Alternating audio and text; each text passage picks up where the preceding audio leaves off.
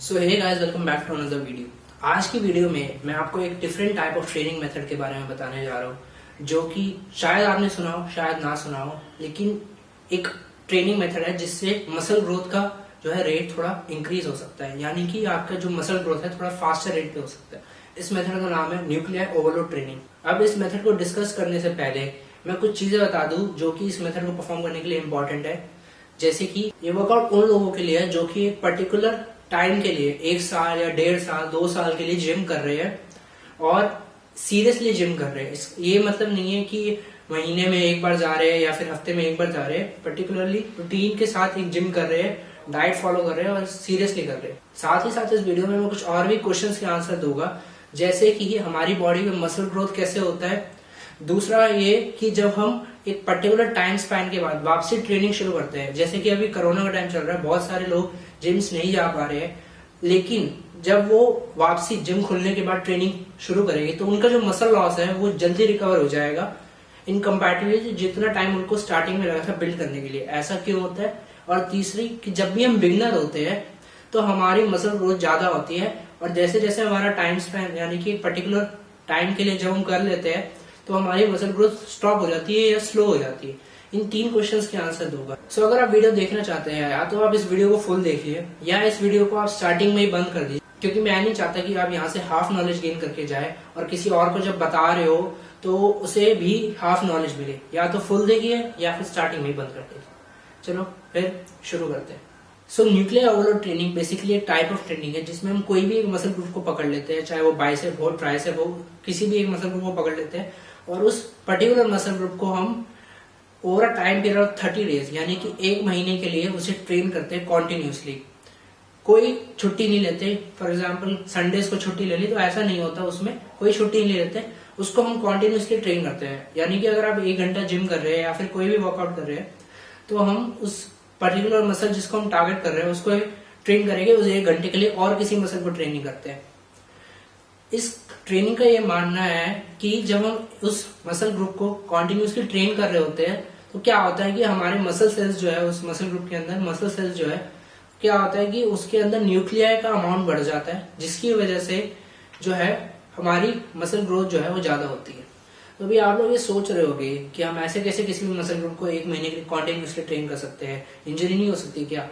तो मैं कह रहा हूँ कि हम इस चीज को समझने के लिए सबसे पहले इसकी जो साइंस है उसको समझते हैं कि हमारी बॉडी में मसल ग्रोथ होता कैसे। तो जैसे कि हमारी बॉडी होती है जिसकी एक अपनी पर्टिकुलर स्किन होती है, अंदर ब्लड फ्लो हो रहा होता है, ऑर्गन्स होते हैं, और जितने भी ऑर्गन्स होते हैं उन सबको काम करने को कौन कहता है? बेसिकली हमारा ब्रेन कहता है कि तुम्हारा ये काम है, तुम्हारा वो काम है, तुम्हारे को ऐसे परफॉर्म करना है। वैसे ही हमारे बॉडी में सेल्स होते हैं, जो सेल्स होते हैं उनकी भी अपनी पर्टिकुलर स्किन होती है जिनको हम शेल कहते हैं, उनके अंदर भी ऑर्गन्स होते हैं जिनको हम ऑर्गेनेलीज कहते हैं, उनके अंदर एक सेल सब्सटेंस होता है जिसको हम साइटोप्लाज्म कहते हैं, और इन सबको काम करने का जो ऑर्डर देता है वो होता है उस सेल का ब्रेन जिसको हम सेल न्यूक्लियस कहते हैं। तो अगर हम एक बात करें एक सिंगल सेल की जो कि बहुत छोटा होता है साइज में, तो उसके फंक्शंस को कंट्रोल करने के लिए सिर्फ एक न्यूक्लियस काफी होता है। लेकिन हमारी बॉडी में एक और सेल प्रेजेंट होता है जिसका नाम है मसल सेल।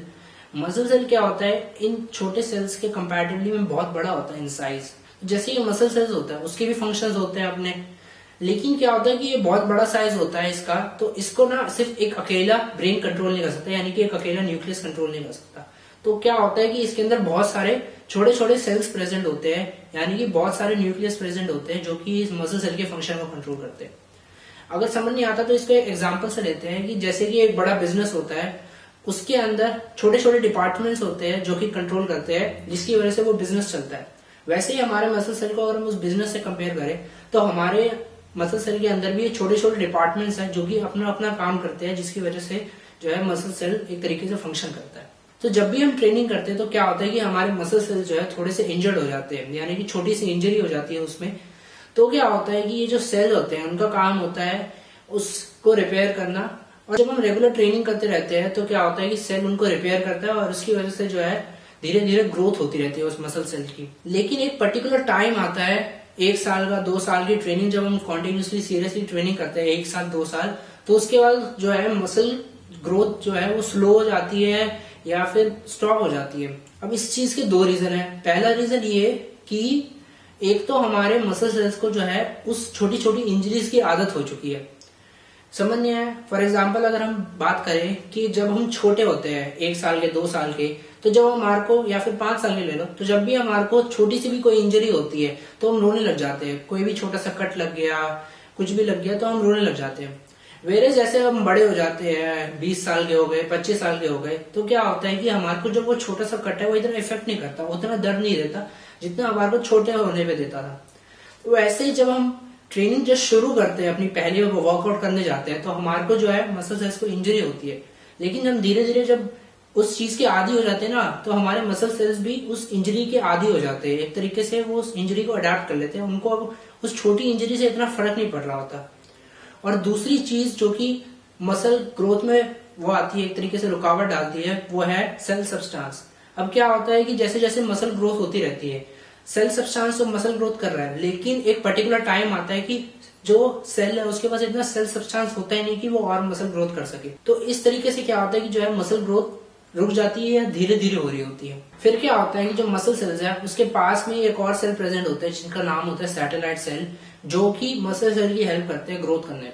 अब ये सैटेलाइट सेल्स कैसे हेल्प करते हैं कि जब हम ट्रेनिंग कर रहे होते हैं, जैसे कि हमारा 1 साल 2 साल ट्रेनिंग का हो गया, फिर हम क्या करते हैं, अपनी ट्रेनिंग और ज्यादा हार्ड करते हैं। जब हम ट्रेनिंग को और ज्यादा हार्ड करते हैं तो क्या होता है कि मसल ग्रुप को और इंजरी होती है, थोड़ी ज्यादा इंजरी होती है। फिर क्या होता है कि ये जो सेल है सैटेलाइट सेल, ये जो है मसल सेल के पास आता है, उसके साथ ज्वाइन हो जाता है और उसके साथ उसकी जो है रिपेयर प्रोसेस शुरू कर देता है।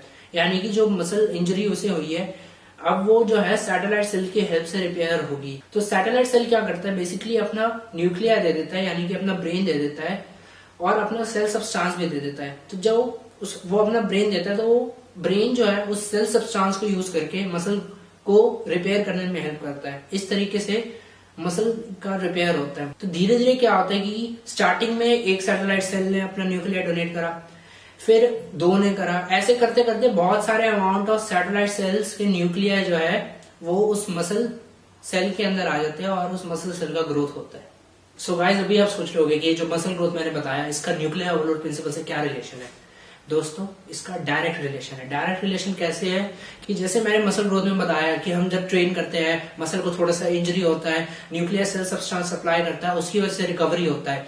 एक टाइम आता है कि जब मसल उस चीज के आदी हो जाता है, फिर और सेल सब्सटेंस भी नहीं होता, जिसकी वजह से ग्रोथ नहीं होता, और ट्रेन करते हैं और इंजर करते हैं। तो उससे क्या करता है, वो सैटेलाइट सेल से न्यूक्लियर ले लेता है, सैटेलाइट सेल अपना न्यूक्लियर डोनेट कर देता है, सेल सब्सटेंस डोनेट करता है, जिससे ग्रोथ होता है। तो यही जब हम न्यूक्लियर ओवरलोड प्रिंसिपल में क्या करते हैं, जब हम एक मसल को 30 डेज के लिए कॉन्टिन्यूसली ट्रेन करते हैं, हम उसको और ज्यादा इंजरी में इंजरी करे जाते हैं, उससे क्या होता है, सैटेलाइट सेल और ज्यादा न्यूक्लियर डोनेट पे डोनेट करता जाता है। एक पर्टिकुलर टाइम आता है कि न्यूक्लियर का बहुत ज्यादा ओवरलोड हो जाता है, इसलिए इस ट्रेनिंग को जो है न्यूक्लियर ओवरलोड ट्रेनिंग कहा जाता है।